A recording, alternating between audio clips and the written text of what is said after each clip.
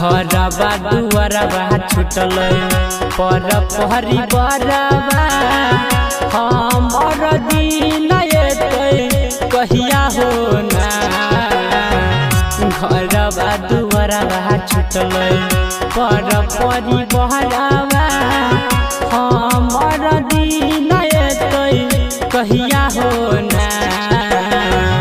बीच में डूबल जाइ छै हमर नैया कहिया हम बनबै गबैया हो ना।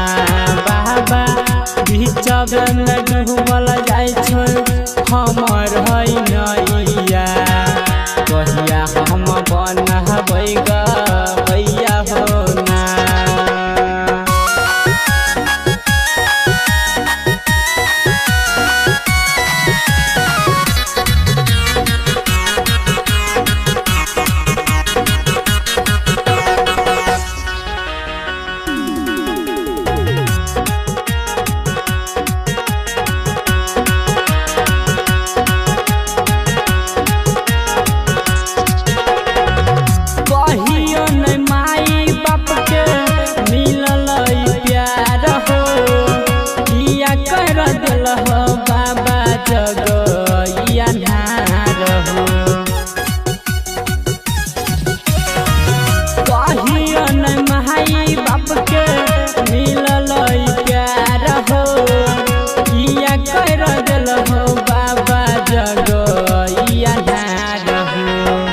अपना बिना सपना होय छोय जग के रीत हो हमर दिन कहिया हो ना।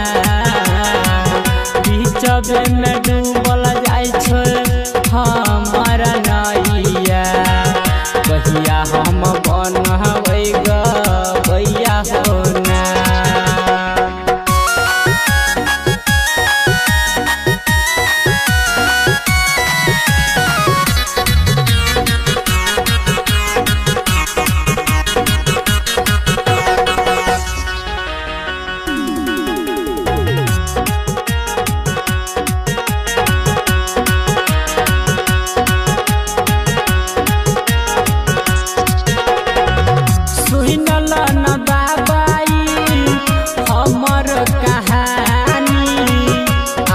बाद में डाली तू कोनो परेशानी सुनल न बाबाई हमर कहानी। आई के बाद में डाली तू कोनो परेशानी। रमन जिया जन दन रोशन कह छड़ा के सो भैया